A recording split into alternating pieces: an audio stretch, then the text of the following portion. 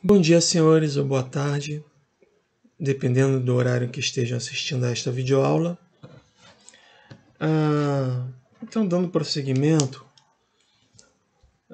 vamos continuar falando sobre campo elétrico, né, hoje, fazendo umas contas. Mas antes eu gostaria de lembrá-los da aula anterior, algo que eu disse na aula anterior, sobre o cálculo do campo de um dipolo elétrico. Né? Eu tinha dito que ia calcular o campo ao longo desse eixo aqui, né? Cujo resultado aparece aqui no slide. Porém, o cálculo que eu fiz foi para um eixo, alguns alunos devem ter percebido, imagina que eu gire isso aqui, né? Esse dipolo aqui, né? Carga mais Q aqui, carga menos Q aqui. Esse é o eixo Z, então. E eu fiz o cálculo, na verdade, do campo sobre um eixo que passa pela mediatriz, né, desse dipolo, que eu chamei de eixo X, né, que é o eixo Z. Então foi esse o cálculo do campo que eu fiz. Se não me engano, apontava para cá, nessa direção, né? Campo elétrico. Que é ligeiramente diferente desse resultado aqui. E esse campo que gera esse resultado, ou seja, o campo ao longo desse eixo aqui, em algum ponto por aqui, por exemplo, né? Esse campo eu peço para os senhores calcularem, ok? E mostrarem que dá isso aqui, esse resultado aqui. Onde P, né, é Q vezes D. Certo? Tudo bem? E isso nas próximas aulas, daqui a 2 aulas, eu vou corrigir com os senhores. Certo? Então hoje nós vamos continuar fazendo conta. Certo? E nossa conta vai ser sobre, agora, conforme está lá no nosso sumário, nós vamos calcular o campo devido a uma distribuição contínua. A gente vai ver 2 exemplos, tá legal? Ou vou ver um exemplo, vou deixar vocês calcularem outro, melhor dizendo, né? Para vocês irem ganhando também um pouco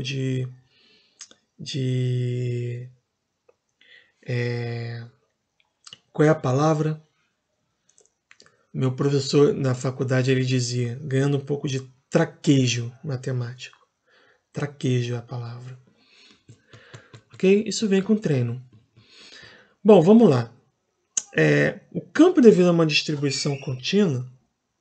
O que seria uma distribuição contínua, primeiro? Uma distribuição contínua, eu posso pensar numa distribuição contínua como sendo um conjunto de cargas. Então imagine o seguinte: o que é a água, por exemplo? A água que vocês veem, a água do mar. Não é um conjunto de moléculas? Né? Você tem a molécula de água, outra molécula de água, outra molécula de água. E o conjunto delas, né, todas bem próximas umas das outras, formam um contínuo, que nós chamamos de água. Né? Ou seja, um conjunto de moléculas H2O formam esse contínuo que nós chamamos de água, que a gente vê, enche o copo, etc. Certo? A gente pode pensar também da mesma forma como uma distribuição de cargas, como sendo várias pequenas cargas, né? Várias pequenas quantidades de cargas juntas numa determinada região do espaço. Né? Então eu tenho um pouquinho de carga aqui, onde eu desenhei, mais um pouquinho aqui, mais um pouquinho aqui. E quando eu junto todas elas, eu tenho um contínuo, né, de cargas. Então, por exemplo, essas cargas podem estar distribuídas ao longo de uma barra de metal. Então, eu tenho um contínuo de cargas aqui. Né? Etc. Beleza? Tranquilo? Então, você já deve ter visto de cálculo que sempre que você então trabalha com contínuo, você vai para uma situação, para um trato matemático, né, para uma ferramenta matemática que você chama de integral, certo? Integral nada mais é do que a nossa maneira de lidar com o contínuo, ou seja, com soma de pequenos pedacinhos de coisas. Então, o que seria o campo elétrico? O campo elétrico, como nós vimos, um campo normal, um campo de uma carga pontiforme, ele é dado por essa equação aqui, né? Por essa fórmula aqui. O campo elétrico é igual a 1 sobre 4πε0, que vocês chamavam de K, né? Que é 9 vezes 10 a nona, vezes a carga, que está produzindo o campo, dividido pela distância ao quadrado, certo? E aqui você tem a direção, né, desse campo. Agora, olha aqui. Quem é esse R aqui? Esse R é a distância entre a carga Q. Então, eu tenho a carga aqui. Geometricamente falando, né? Eu tenho a carga Q aqui. Aí, qual é o campo elétrico que essa carga produz? Eu tenho que saber, para saber o campo, eu tenho que saber qual é a distância. Porque em cada distância vai ser uma. Então, eu quero saber nesse ponto aqui. Então, essa distância vai ser o meu R. Certo? Então, eu levo ao quadrado, né, e faço essa conta, e aí eu vou saber quem vai ser o módulo do campo. E o sentido, direção e sentido, que está me dando esse R aqui. Esse R aqui, ele me diz o seguinte, que esse campo está ao longo da linha que liga o ponto que eu estou querendo observar, que poderia ser qualquer ponto, mas estou olhando especificamente para esse ponto. Então, é a linha que liga esse ponto à fonte, né, à carga. Então, esse R está querendo me dizer que a direção do campo é ao longo dessa linha. Como a carga é positiva, então ele sai. Então, esse aqui é o meu campo elétrico. Se eu estivesse olhando para esse ponto aqui, então eu teria que pegar outra distância e outra linha que liga os dois pontos. E aí o campo estaria para cá. E se essa carga fosse negativa? E eu quisesse calcular nesse ponto. Então eu pegaria essa linha, só que em vez da setinha estar para cá, a setinha agora está entrando na carga. Certo? E daí por diante. Isso no caso de uma carga pontiforme. E no caso de uma carga que faz parte de uma distribuição maior de cargas. Então a gente viu que funciona o princípio da superposição, ou seja, o campo total, para contabilizar o campo total, eu vou ter que somar todas as cargas, né? Então eu chamo essa pequena carga aqui de Q e o campo devido a essa carga aqui de DE. Então está aqui o ponto.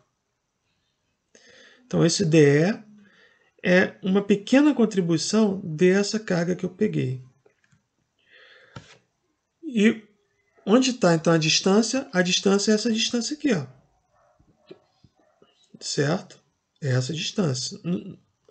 Não se preocupe por enquanto com essa denominação, que eu já vou explicar. Mas a distância é essa. Então, aqui está a mesma coisa que eu acabei de explicar. 1 sobre 4πε0, que eu chamei agora numa distribuição contínua de dq. Né? E aqui eu usei essa notação que parece um pouquinho mais complicada, mas que nada mais é do que esse R aqui, essa distância aqui ao quadrado. Certo? Por exemplo, aqui seria assim, ó. O R chapéu, vocês devem ter visto já, que é um vetor unitário. Então, R chapéu sobre R ao quadrado é igual ao vetor R sobre R ao cubo. Certo? Por quê? Quem é o vetor R? Quem é o vetor R? O vetor R nada mais é do que R, a distância R, vezes o R chapéu, que é o vetor unitário. Você lembra? É o módulo vezes... E esse aqui é um unitário, que dá a direção e o sentido. Aí nota. Quando eu corto aqui, eu recupero isso aqui. Beleza? Por que eu chamei de R menos R'? Porque agora a minha distribuição de cargas, quando eu tinha uma carga única, eu poderia botar sempre a origem do meu sistema em cima da carga. Então eu vou botar aqui a origem, aqui em cima da carga, e calculo a distância em relação à carga. Agora, quando eu tenho uma distribuição de cargas, eu não posso botar a origem em cima de uma carga. Espera aí que meu olho está coçando. Posso botar a origem em cima de uma carga. Então, o que eu tenho que fazer? Eu tenho que escolher uma origem, arbitrar uma origem. E aqui eu faço isso. Ó. Então, eu tenho um eixo de coordenadas, cuja origem está aqui, num ponto que eu arbitrei. O campo é essa distância aqui. Mas quanto vale essa distância entre a carga e o ponto P? Se você pegar esses vetores, ó, se eu somar R' com essa distância, eu vou ter essa distância R. Logo, esse vetor aqui, que liga a minha carga ao ponto onde eu estou calculando o campo, ele é R menos R'.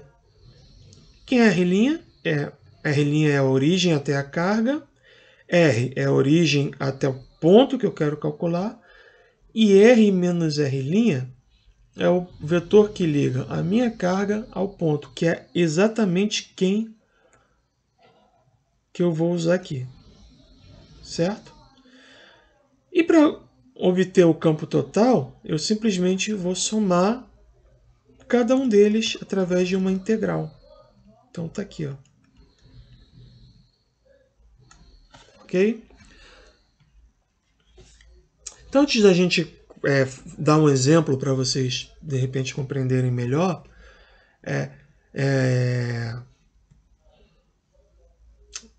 vale a pena mencionar, antes disso, vale a pena mencionar que eu posso ter uma densidade linear de cargas, ou seja, imagine que eu tenho um fio muito fino. Então, minha carga está ao longo desse fio, né? Então, um elemento de carga aqui, ela está em uma dimensão. Eu chamo de densidade linear. E costumo denotar pela letra grega lambda. De tal forma que esse elemento de carga dq, ao longo dessa linha, vai ser lambda vezes o elemento de linha dl. Esse elemento aqui da carga. Se a carga estiver ao longo de duas dimensões, ou seja, distribuída ao longo de uma superfície, de uma placa, o que seria uma placa? Seria um pedaço de metal ou de isolante também, pode ser, tal que essas duas dimensões aqui, né, a largura e o comprimento, seja muito maior do que a espessura. Imagina que tem uma espessura aqui que eu estou exagerando. Isso aqui é uma espessura. Se essas dimensões aqui, sei lá, vou dar valores para vocês entenderem. Se isso aqui for 50 centímetros, 30 centímetros, isso aqui for 1 milímetro. Então isso aqui é muito menor do que 50 centímetros, né? Não está na mesma ordem de grandeza. Bom, deu um probleminha ali, mas acho que já voltamos.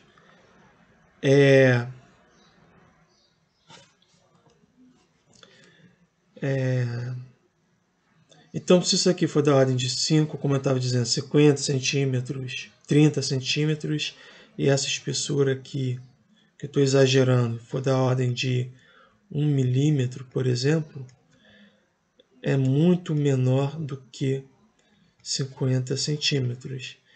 Então, nesse caso, eu considero que a minha distribuição está em duas dimensões e eu uso a letra grega sigma, que representa a densidade superficial de carga. De tal forma que sigma vezes esse elemento de área aqui, que eu vou chamar de dA, sigma vezes dA, é o meu elemento de carga. Por outro lado, eu posso ter uma distribuição em 3 dimensões. Aí cabe, antes de eu falar, vamos lá. Então, em 3 dimensões, seria então um elemento infinitesimal onde todas as dimensões importam, né? E a minha densidade seria ρ vezes o elemento de volume, né? ρ, então, representando a densidade volumétrica de carga. O que é uma densidade? É Densidade é a carga por unidade de volume, nesse caso, ou carga por unidade de área, ou carga por unidade de comprimento. Isso é densidade, certo?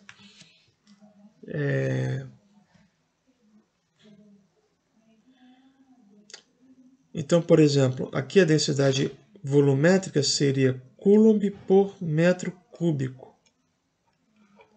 Quando eu multiplico pelo volume, metro cúbico, eu tenho a carga. Ok? Então, baseado no que nós falamos,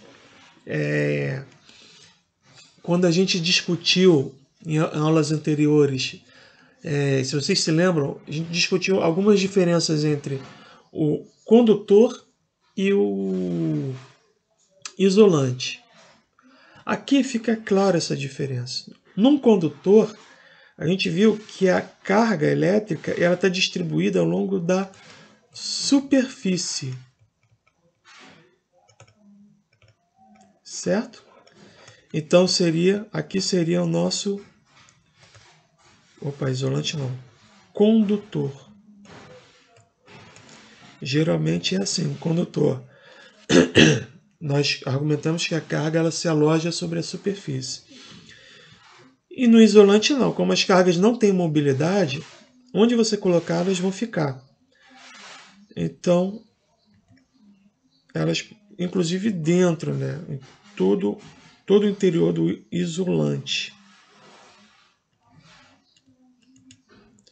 Certo? Dentro do seu volume.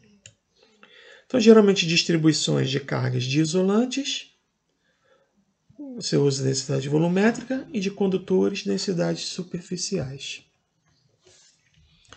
Certo? Bom, então aqui a gente vamos usar o exemplo de um fio infinito uniformemente carregado. O que é um fio infinito? Existe um fio infinito na natureza? Não. Um fio infinito significa o seguinte, que o ponto onde eu estou obtendo o campo, onde eu quero calcular o campo, a distância entre ele e o fio é muito menor que o comprimento do fio. Então, se esse ponto aqui, se essa distância x aqui for 10 centímetros, por exemplo, esse fio tiver o comprimento de 5 metros, 5 metros de comprimento, então para mim esse é um fio infinito, certo? Basicamente é isso. Não existe infinito, digamos assim, estritamente falando. Ok? Então como que a gente faria isso? Primeiro, a gente reproduz então o nosso elemento, a gente escreve o nosso elemento de campo, né? Então, o campo devido ao elemento de carga dq. dE é igual a 1 sobre 4πε0, dq é r ao quadrado. Agora, quem é esse r ao quadrado? Esse r ao quadrado é, como eu disse, é a distância entre o elemento de carga e o ponto onde eu estou calculando. Então, por exemplo, aqui eu estou pegando um elemento de carga aqui.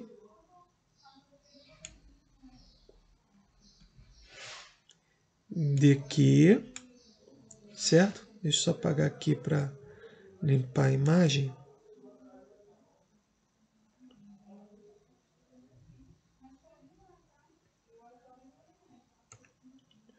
Deixa eu apagar aqui.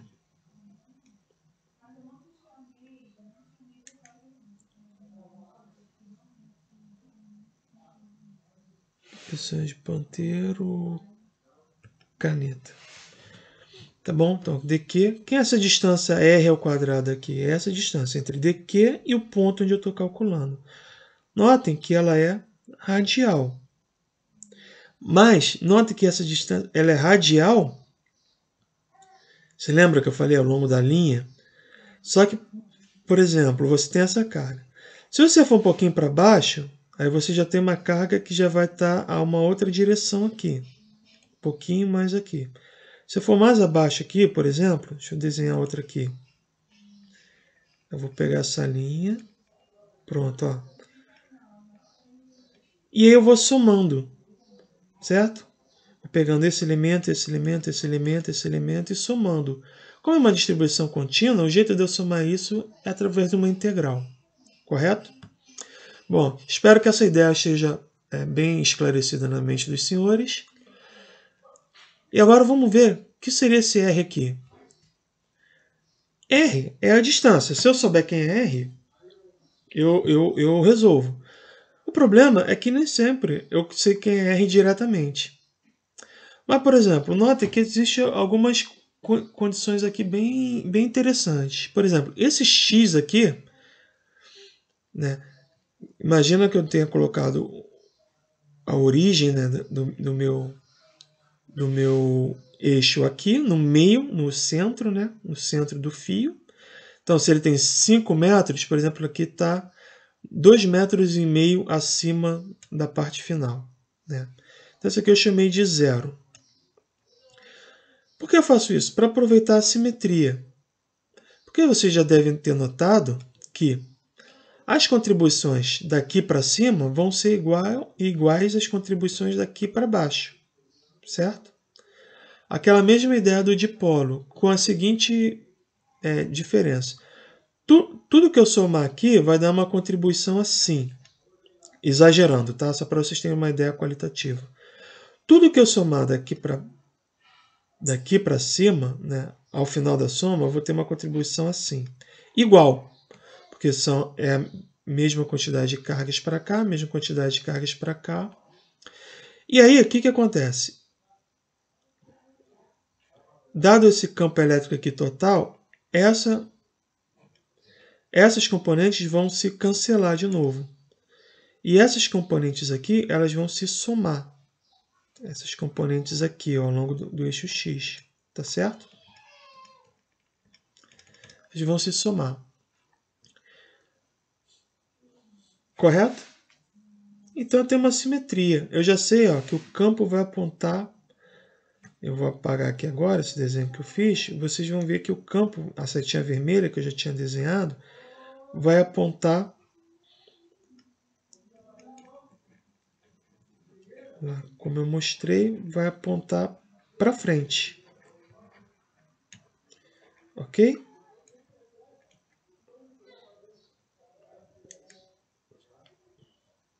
Bom, vamos lá então.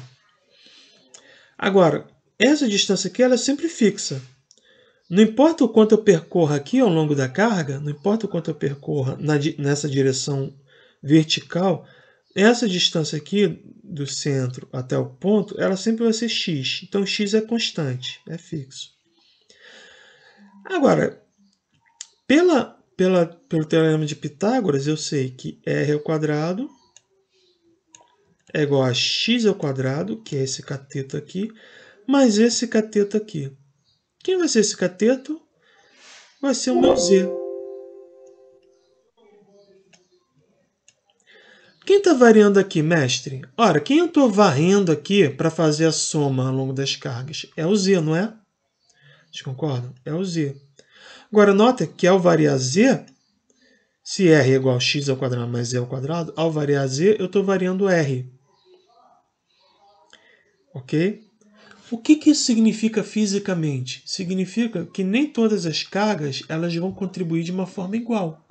Porque como o campo depende da distância ao quadrado, né? Quanto mais longe a carga estiver, maior vai ser esse R e menor vai ser o campo que ela produz. Certo? Então as cargas que mais contribuem são aquelas que estão mais próximas aqui, né? a essa região aqui. Mas, mestre, como é que eu vou saber isso? Não, você não vai saber. Você vai fazer a conta. E a conta vai te dar já... A integral serve para isso. Ela vai te dar a contabilização total, né? A contribuição total dessas cargas ao longo do fio. Ok? Então, E ao quadrado, x ao quadrado mais Z ao quadrado. Só que aqui eu tenho distâncias, né? Aqui em cima eu tenho carga. Então, como eu mostrei no slide anterior, se eu tenho um fio, eu vou usar isso aqui. Para transformar o que é carga em distâncias. Por quê? Isso vai me ajudar a integrar. Então, como é um fio, a gente viu que dq vai ser igual a lambda dz. Como é um fio uniformemente carregado, isso quer dizer simplesmente que esse lambda é contínuo. Ou seja, eu não tenho em nenhuma região do fio uma quantidade maior de cargas do que em outras.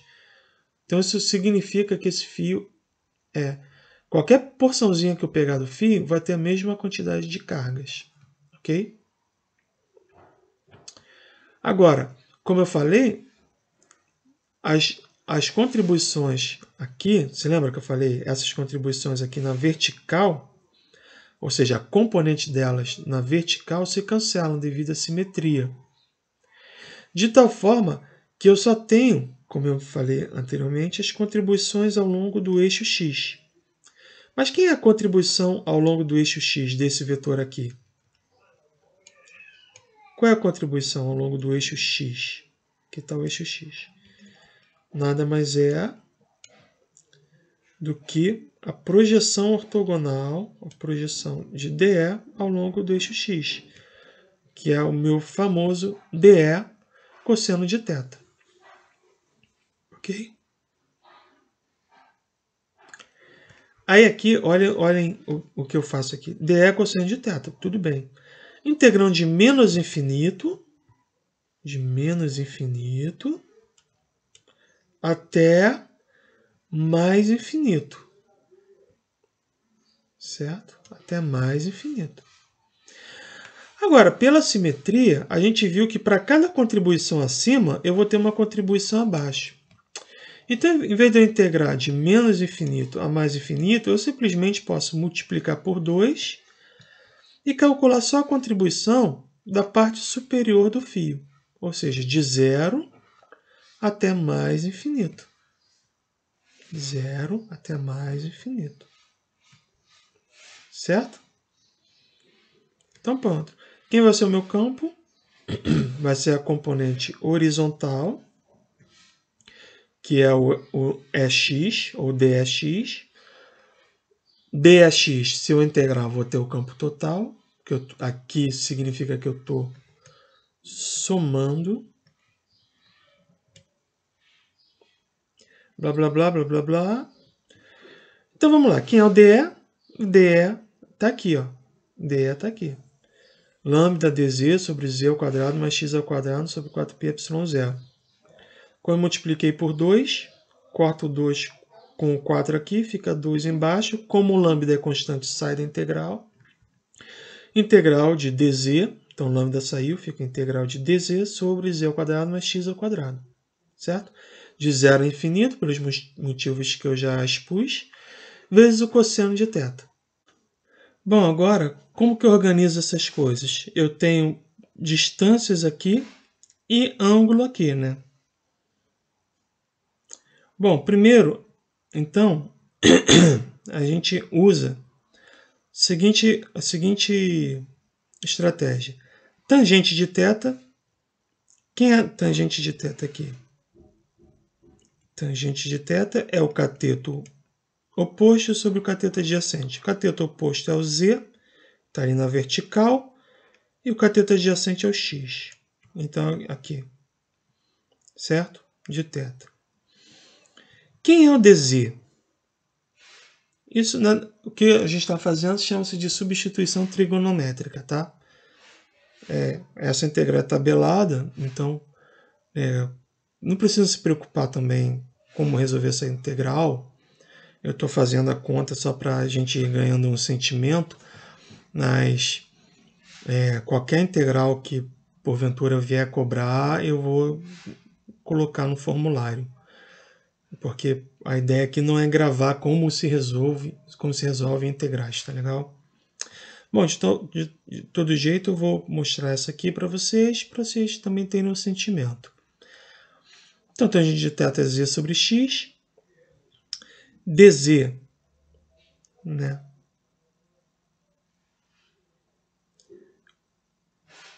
Quem vai ser o dz? Então, como tangente de θ é z sobre x, então eu tenho que z é igual a x tangente de θ, certo?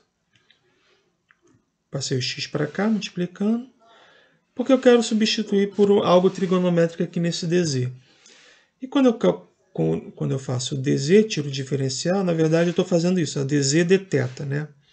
Quem é dz dθ? X é constante, como eu falei para vocês. Então, é igual a x. Quem é a derivada aqui de tangente de θ? É secante ao quadrado de θ. Então, dz dθ é x secante ao quadrado. Passo o dθ para lá. Fica isso. Então, nota que eu passei a variável de integração, sai de dz e passa a ser dθ. Certo? Então, dz é igual a x secante ao quadrado de θ dθ. E quem é z ao quadrado, x ao quadrado mais z ao quadrado, que aparece aqui no denominador, em termos de θ? Então, deixa eu apagar aqui, usar esse...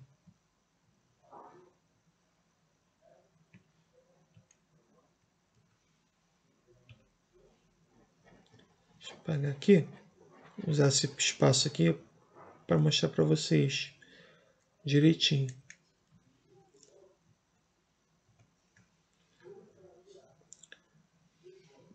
Aqui está z ao quadrado mais x ao quadrado, né? Z ao quadrado mais x ao quadrado é igual. Z é x tangente de θ. Então, z ao quadrado vai ser x ao quadrado tangente ao quadrado de θ. Certo? Mais x ao quadrado. Eu posso colocar, então, eu tenho x ao quadrado vezes alguma coisa, mais x ao quadrado. Eu posso botar o x ao quadrado em evidência, que fica tangente de θ, x ao quadrado vezes tangente de θ mais 1. Agora, a tangente ao quadrado de θ mais 1, o que é? Eu vou mostrar aqui para vocês, que eu mato a cobra e mostro o pau. Vamos apagar aqui. Tem mais um espacinho aqui para a gente trabalhar. Caneta. Quem é tangente ao quadrado de θ mais 1? A gente pode partir daquela identidade trigonométrica que eu acho que vocês devem saber, que seno ao quadrado de θ mais cosseno ao quadrado de θ é igual a 1, certo? Isso aqui é uma identidade trigonométrica conhecida. Se eu dividir tudo por cosseno de θ, certo? Se eu dividir tudo por cosseno de θ, então eu divido aqui, divido aqui, divido aqui. Por cosseno ao quadrado de θ, vocês sabem, ou tem que saber, muitas coisas vocês não precisam saber, mas isso vocês têm que saber. Que numa equação eu posso sempre dividir, desde que eu divida todos os termos da equação por um mesmo fator, nesse caso o cosseno e o quadrado de θ, a equação não muda. Tá? Ué, quem é seno sobre cosseno? Tangente ao quadrado. Tangente ao quadrado. Cosseno sobre cosseno ao quadrado. 1. 1 sobre cosseno ao quadrado é secante ao quadrado de θ.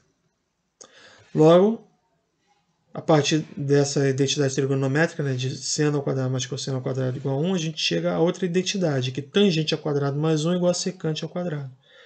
Então, isso aqui é igual a x ao quadrado vezes secante ao quadrado de θ. Ok? Que eu mostro aqui.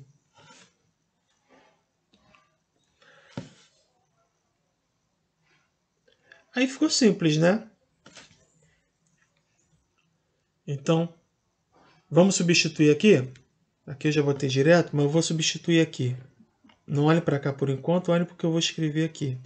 Então eu tenho que é igual a lambda sobre 2π epsilon 0, certo? Lambda. Integral, aí vamos, tá de 0 a infinito, né? Mas tá de 0 a infinito em dz. Então vamos deixar aqui. Depois a gente vê o limite de integração em θ, porque aqui está em z. Aí dz é x secante ao quadrado de θ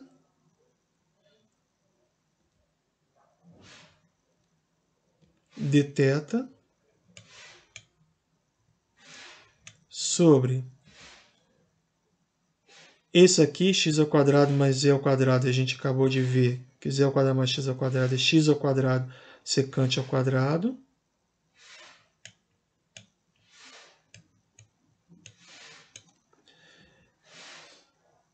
Certo?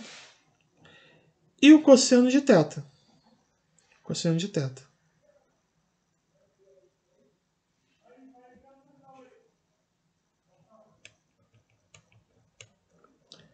O certo seria até botar, deixa eu apagar aqui. Ficar bonitinho, né? Vamos botar aqui.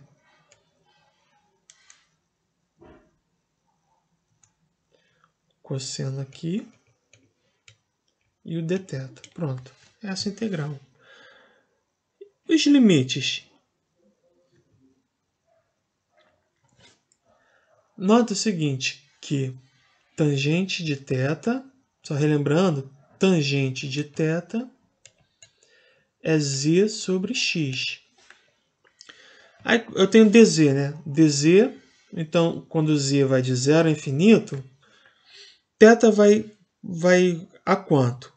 Eu sei que tangente de θ é z sobre x. Quando z é igual a 0, implica que... Ai, meu Deus.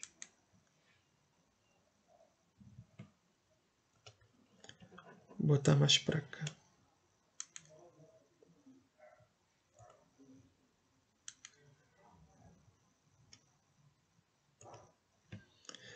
Quando z igual a 0, implica que tangente de θ é 0. Logo, o arco cuja tangente é 0, θ é igual a 0. E quando z é igual a mais infinito, tangente de θ é infinito, porque é infinito sobre x, né? Então, tangente de θ é igual a mais infinito. Implica que... Qual é o arco cuja tangente é mais infinito? É π sobre 2. E, mestre, como é que eu vou saber isso? É só você lembrar que tangente é seno sobre cosseno. Isso aqui vai para infinito quando o cosseno vai para 0. Mas qual é o arco... qual é o θ tal que o cosseno vai para 0? É o π sobre 2. Beleza? Logo, essas variáveis de integração aqui em θ vai de 0 a π sobre 2. Aqui vocês notem que corta, né? Corta aqui. Então, x, que é a constante, se lembram? Sai da integral. Então, fica lambda 2π epsilon 0x, saiu da integral. Cortei a secante. Integral de cosseno de θ dθ. Então, é por isso que eu chego a essa expressão aqui. Ora, integral de cosseno de θ é seno de θ, de 0 a π sobre 2. Fica assim. Cadê o ponteirinho? Ó, seno de θ de 0 a π sobre 2. Vai ficar seno de π sobre 2, que é 1, menos seno de 0, que é 0, que é igual a 1. Então, isso aqui é 1. Logo, o campo é lambda sobre 2 πε0 x. Em qual direção? Na direção que eu chamo de I-chapéu, que é a direção do eixo x. A gente chama I, no caso do eixo y a gente chama de j, e no caso do eixo z a gente chama de k-chapéu. Mas vocês poderiam ter colocado aqui também, sem nenhum prejuízo, x-chapéu, por exemplo. Tá? Isso não importa. Mas isso só demonstra, é só para demonstrar que o campo está apontando nessa direção aqui. Ó. Campo elétrico. Agora, outro aspecto interessante é que vocês podem verificar que ele está caindo mais lentamente, né, do que r ao quadrado. Ele está caindo com 1 sobre x. Se lembra? No dipolo caía com 1 sobre z ao quadrado, 1 sobre z ao cubo, ou 1 sobre x ao cubo, dependendo, né, do ponto onde eu esteja calculando. No caso do fio, ele cai com 1 sobre x só. Ou seja, ele cai mais lentamente. Ok? É muito interessante essa questão. Bom, esse foi o exemplo 1. Agora, eu vou pedir para os senhores calcularem, e depois eu vou corrigir com os senhores, obviamente, o campo de um anel uniformemente carregado, certo? Ao longo desse eixo aqui, ó, nesse ponto que passa pelo centro do anel. Eixo perpendicular que passa pelo centro do anel. Calcule e mostre que vai dar esse valor aqui. Certo? Beleza? Então por hoje é só, senhores. Um abraço e até a próxima.